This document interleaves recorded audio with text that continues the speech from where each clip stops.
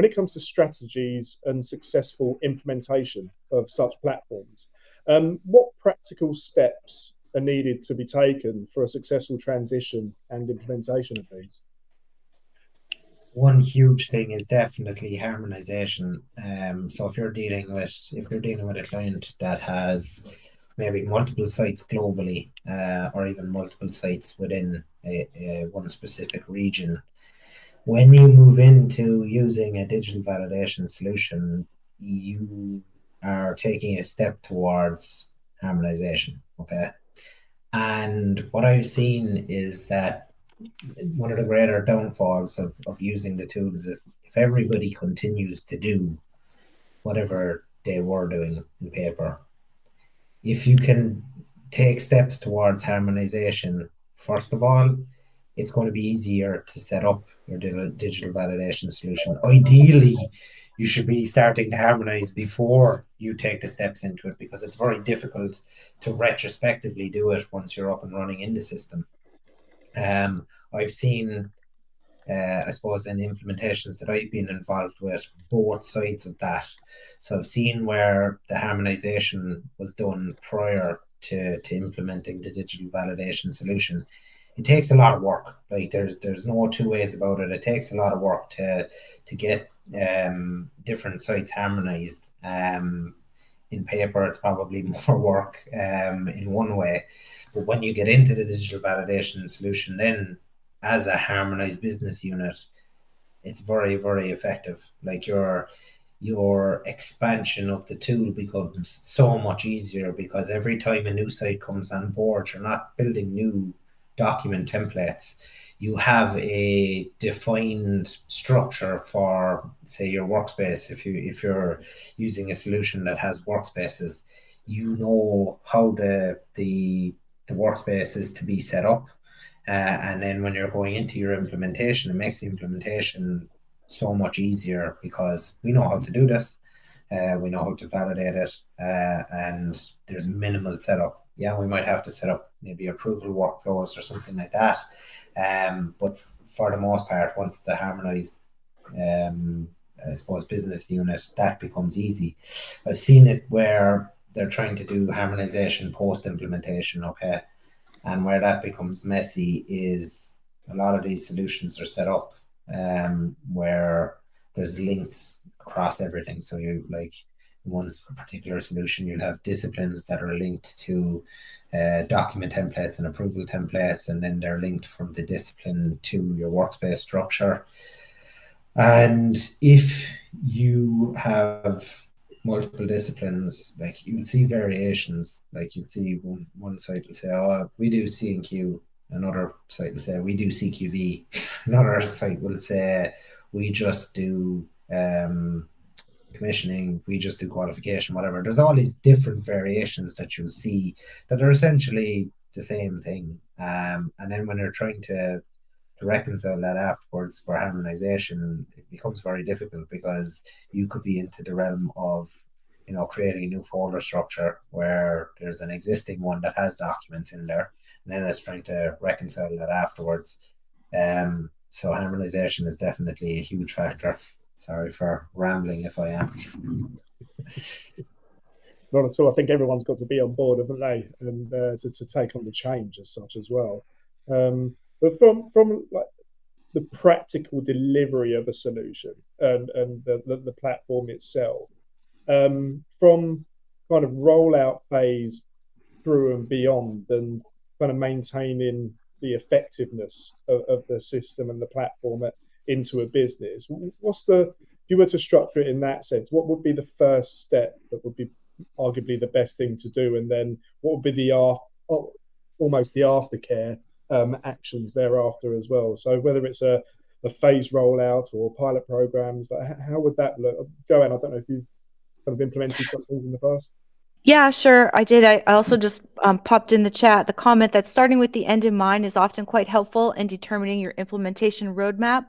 So you have to start somewhere, right? And I think that getting buy-in at the highest level is probably your first step.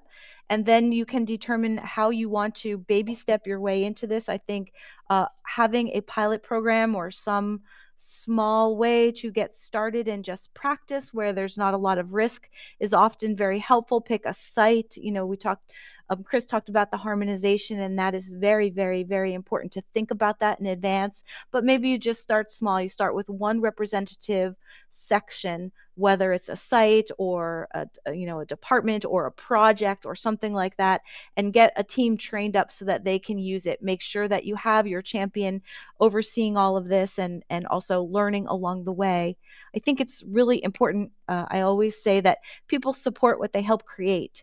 And so fostering that culture of continuous improvement, we're all in this together. We want this to be really applicable to us, and encouraging people to write down their observations if they're not only if they're having issues, but if they see ways of utilizing the system in some way, or there's some bug or there's something that's sort of getting in the way of really breaking through, to bring that to the attention of the super users or the champion or whomever, so that the entire team will get better. So again, that's not a bad thing to say this is difficult, this is hard. It's just part of being human and trying something new, and encouraging people to sort of bring their ideas for bettering the system or bettering the organization's use of the system forward, and doing what you can to really, really listen to those who are in it and get their feedback, ask for feedback, receive the feedback, and when necessary, take action on it. I think that that's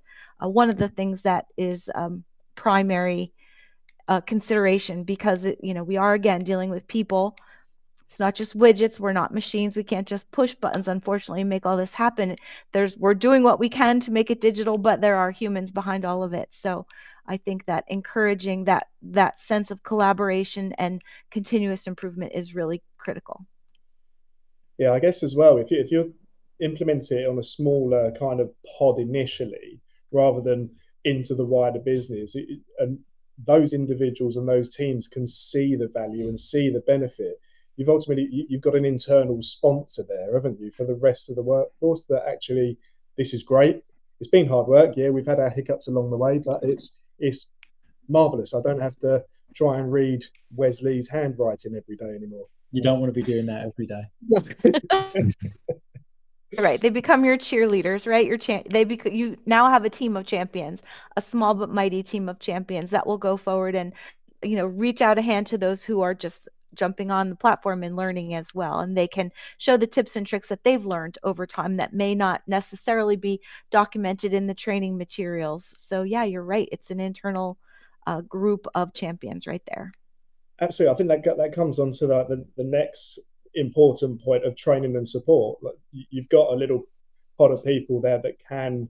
Obviously, the vendors may be able to provide a lot of that from a textbook perspective, to speak, but you've got individuals there that have been in there, they've felt it, they've been very hands on, and there might be certain tricks that they can implement as well. So, with the training and support side of things as well, how important is the level of comprehensive training programs for the different user groups moving forward as it's rolling out? Yeah, it's critical. I mean, that's the foundation of everything, is that you have folks who are trained and who do feel comfortable ultimately using the system, because as we mentioned, they will be the ones that will train the next. We're training the trainer initially and getting people used to using it. Not only that, but your organization, I think it was Chris and John both mentioned previously, that your organization will think of new and different ways to utilize the platform, right? They'll be thinking about, there's this form that we fill out every single day. Why can't this be in there? Or we use logbooks. Is there a way to leverage this for electronic logbooks, for example? And so as those ideas grow and take form and shape, having this ongoing training and ongoing documentation of your processes will be really important as your organization grows into use of this digital platform. The I vendors do think a that's very where good the job of. continuous. Yeah, sorry, John. I Go was ahead. just going to say the vendor training is very good at teaching people how to use the features and functions of their system, but having those champions is critical for the how do we use that system. And it's a level of training and understanding that you really need to gain adoption of a system and have people feel comfortable with it. Yeah, absolutely. And like you're saying there, once that kind of hands over from the vendor delivery and you've got the users in house as well, it's really important regarding the user feedback as well, because they are there ultimately in the trenches using it every single day. And the continuous monitoring, which you mentioned earlier, Joanne, as well, the continuous improvement side of things, Right. constantly being on top of that. And with like feedback sessions or ultimately focusing on the continuous improvement side of things, there's kind of review steps in place that we have in any industry. How often do you think, once it's been rolled out initially, if you were kind of advising a senior manager, how often would you like to see those review points in place before you kind of, okay, we're settled here? Yeah, I would say that feedback is a gift. That's the first thing I would always keep in mind. So we all like gifts, and so think about it with that mindset, and you'll receive it very well.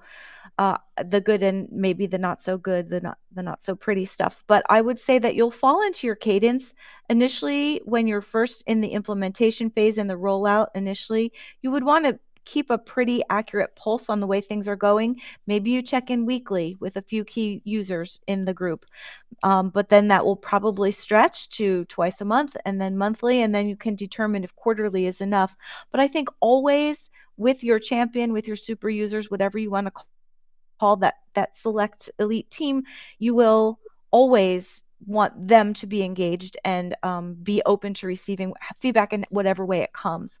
I think it is important to create some sort of pathway for receiving the feedback that's offered up as well, whether it be some sort of form that can be submitted or just something very informal, having maybe quarterly user roundtables or something like that. I think that that's important too, to just create the actual mechanism for receiving feedback.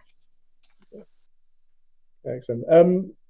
John and Chris, I know we touched on this a bit earlier on with regards to like updates and modifications, but how important is it to maintain the thorough documentation of these amendments and changes that occur, that may or may not occur? I I think think it's very documentation is important. pretty key. Yeah. Yeah. Chris. So this is kind of what I alluded to when I was saying, when you're considering which solution you're going to go with, to take into account, upgrade cycles and all of that. John did mention, you can leverage to a certain extent, or utilize as part of your validation of the solution the vendor provided documentation. But if you have additional requirements that you need tested, then you're going to have to do certain testing internally as part of your upgrade cycle. The other thing you're going to have to do is maintain your change controls, so you'd have your change management for that. So the documentation that you receive and the testing that you perform, you need to keep that in order to I suppose show how you've maintained the validated state of the solution, but also the processes within it.